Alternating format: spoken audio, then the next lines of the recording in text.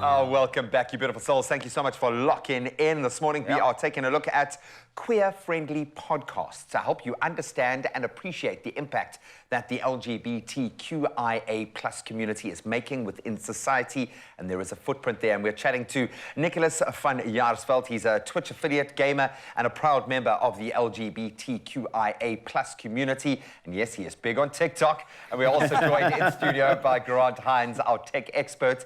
And we are wanting to hear from you guys this morning. Yeah, we've got a question for you. How do you show love to the LGBTQAI plus community? Send your WhatsApps to us, those voice notes to 063-408-8863. In fact, we did get a lovely comment from Pat. Let's read this one from Pat Sunkel, who says, we love you, Pat. We love Pat so much. Love all you beautiful people, and at the end of the day, you're all God's children, irrespective of whether you're gay or straight. I have many friends that are gay and lesbian, and the best friends ever. I love that, She's Pat. trying, man. Beautiful She's comment. trying hard, man. She's coming from Pat Sunkel's perspective, and she's showing the love. And I think it is vital that we do get into the positive side of this narrative, because there is, within this community, a lot of love and a lot of support, and some heroes putting their hands up and doing the most, and they're doing it online. So let's get into some of the podcasts that we love. So Nick, welcome to it, my man. Thanks, guys. Welcome. Good to have you here, I'm man. so excited. Are you not following Nick? fanboying a little bit? I'm not following Nick on TikTok. It's like one of my I live for Nick's TikToks. I've been really excited to come on and meet all you guys, actually. I think this has been like a long time in the running with me and Grant. Good, man.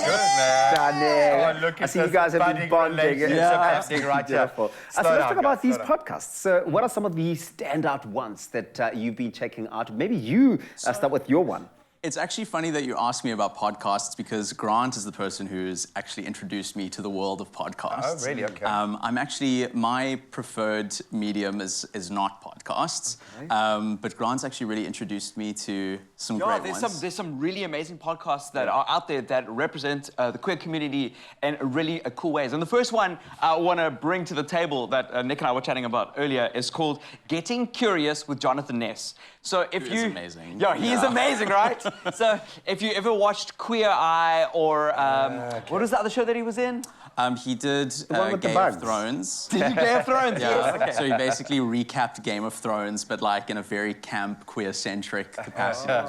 It's actually really funny. It's got me into Game of Thrones. I didn't watch Game of Thrones beforehand, so... But what Jonathan Ness, I love him. He's one of the most amazing people really wholesome, on this planet. To help people, I think, is at the core. Big heart. And he's just curious, and I think I really identify with that myself. Like I am a very curious, enthusiastic, excitable person, and he's a lot like that. Yeah, you think, right? Really? I don't know. And the podcast, Getting Curious, allows him to do that. And what it does is it shows a lot of people that might be anti-gay or people that are very antagonistic towards the queer community to actually see person. You know, like Nick and I talk about this a lot, like being queer is only, like the sex part of being queer is only Yeah, I always say that like part of the queer social paradigm is, I would like 15% maybe sexual activity, but most of the queer social paradigm exists outside of sex. Yeah. And in fact, for many queer people, sex doesn't even factor. I mean, the A in asexual. LGBTQIA is asexual. Yeah. So, you know, there are a lot of social differences between the queer community and the heterosexual community. There's a lot of overlap, obviously, as well. But, you know, some of our formative experiences around a society in which the majority of us are told that we are, you know, taboo or not acceptable, that does shape our lived experiences as we grow up. And these podcasts shine the spotlight on those conversations that need to be had. The second one is Making Gay History. This is a very exciting podcast because, like Nick was saying, like, you know, people in the queer community who are making waves socially, like, and like Alan Turing is a very famous example. Yeah. You know, aren't really given the platform that they deserve. And a lot of queer people in history have changed and formed society in meaningful ways. Like the end of World War II, like nearly single-handedly. Like Alexander the Great. Well, no, that's actually a really good example. And I'm sorry, but like, it's been here forever. This is what I'm saying. This is our society, for goodness sake, man. It's actually, Alan Turing's also a really good example because other than being instrumental in ending World War II, he also invented, he invented the foundation of modern computing, which is the reason we can even do this. And his reward for his contributions to society were chemical castration.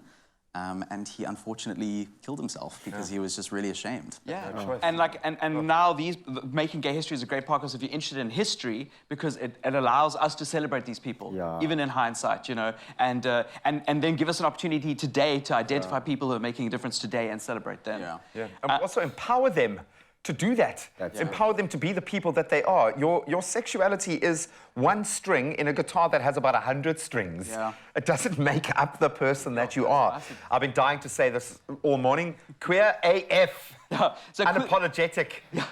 So Queer F is... AF stand for? No, no, please. Let's not go there. After Fridays. After Friday, yeah. Saturday, Sunday, okay. It's a great podcast as well. It tells like really exciting stories about queerness and sexuality. And if you're interested in the culture and in just stories, or if you are queer and you just want to hear people talking about your stories, it is a great podcast to listen to. And then lastly is a great podcast called Hood Rat to Head Rap, a decolonized podcast. A lot of, and Nick knows way more about this than I do, but a lot of the culture of queerness has been colonized, like a lot of the cultures that we have already. You know, it comes from like a white perspective most of the time. Even in the gay community as well, there is white like American perspective.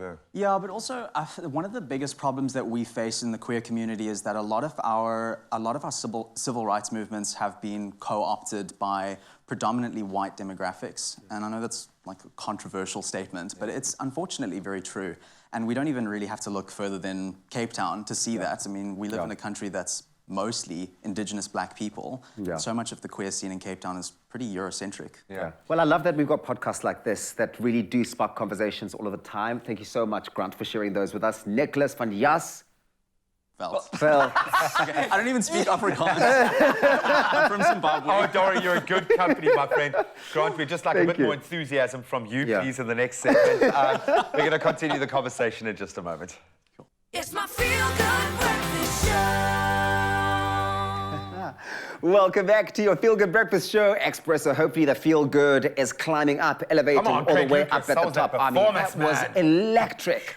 Love that one. So we're continuing our very important discussion on representation with Nicholas van Jasveld. He's a man of many talents. Okay, I'll tell you that for free. He's a Twitch affiliate and, of course, a gamer amongst many other things that he does. And we're also joined by gamer and content creator Ruthie on Fire. Now, how do you show your love to the LGBTQIA plus community? Send your WhatsApp voice notes. We've loved hearing some of your messages of support and messages of love coming through on 063-408-8863. Welcome, guys.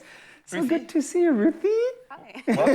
Welcome to our long curved couch. Okay, this is a place, it's a safe place to discuss. And we want to show love this morning, but the world is not filled with love at the moment. It does feel like the world is polarized and filled with hate, to be quite honest. It feels like the most dangerous time to be alive, but it's also the most aware time at the moment. Ruthie, I'm going to start with you. Let's talk about the hard yards that you've had to walk in carving this path for yourself online. How challenging has that been to be you and do what you do so well, clearly, online? How do you deal with and what kind of negative feedback do you get? Well, it has been quite interesting because when I started my journey as a content creator, I wasn't out yet as a non-binary person. Really? Okay. And to actually see like the shift in perception, people that just, you know, stop coming around to your channel, friends that stop talking to you and just get busy with life, you know, it can be quite disheartening, especially in an online space where there isn't really much room for conversation. It's very much like people see, they make an assumption, and you don't get a chance to change that perception. Or they won't listen even if you tried, right? Because people often just shut out whatever information is supposed to be coming in and they're like convinced their stance is their stance. Nicholas, how do you handle harassment online? Because that can be rife. That's a really good question. How, Ruthie, you know quite well how I handle harassment online. Jesus, getting a bit... But you look like such a calm, nice guy. You would think. As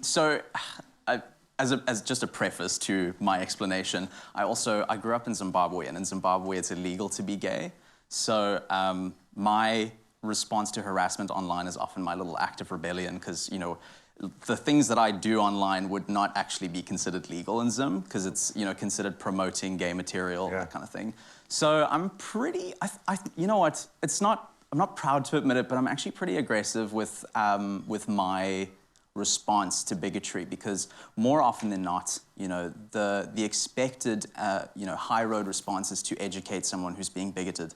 But unfortunately, the case is more often than not, people who harbor these uneducated and bigoted opinions about demographics they don't understand are not really open to listening and understanding. That's not what they're there for. Exactly, and least of all in the digital space, it's just, it never really works out the way that you want it to. So the reason why I respond rather obtusely, if I do say so, to bigotry is because the real impact that I'm trying to target is people being able to see that it isn't well tolerated, at least not as much as it used to be. Yeah. And that helps other people, A, realize that it's socially unacceptable, but it also helps other queer people like myself, or at least the younger version of myself, see that there are people who would stand up for people like me. And I would have really loved to see that as a kid. Yeah. It's empowering. Yeah.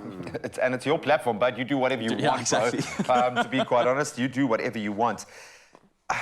Coming from my perspective, it's always difficult because I want to be as supportive as I can, but I'm not entirely sure how to do it in the right way. How do you feel about social media companies now adopting, because again, it's someone else who might not necessarily have the right perspective or the education or the understanding, but they want to do the right thing, they want to help. So how do you guys feel about social media companies, especially adopting this on in the online space? I have a sort of a middle ground opinion on this, which is unusual, I think, for me, because I'm normally quite strongly opinionated about things. But I think in a space where we really want change to happen, we can't expect it to happen instantaneously. Or perfectly, especially since there is still so much room for conversation to happen. But I think in the same breath as going, yeah, it's good to see people opening conversations, we need to remind them that conversation does still need to be had. Just because you put a rainbow flag on your logo doesn't mean you're an ally. And it goes a lot deeper than that. Do you platform people in the LGBTQI plus community? Do your content creators? Do you actively support them? Do you go to bat for them when situations get stressful? Like, those are all things that we should be looking at. Rainbow flag is not it. Yeah, you're not just coming to the party because it's Pride Month. There we go. Because Pride is not a party, it's a protest. That's it. Yeah. And based on decades, centuries possibly, of struggle. But one thing is for sure, that conversation is here, and we have tapped into the right people to do it. And if you're looking to tap into that on a digital platform, which is probably the most, I think, stimulated space to do it, then we've got two amazing content creators to follow. We'll keep their details up. Keep those voice notes coming. We'd love to hear from you. 063 408 8863. How are you showing love this morning? We'd love to hear.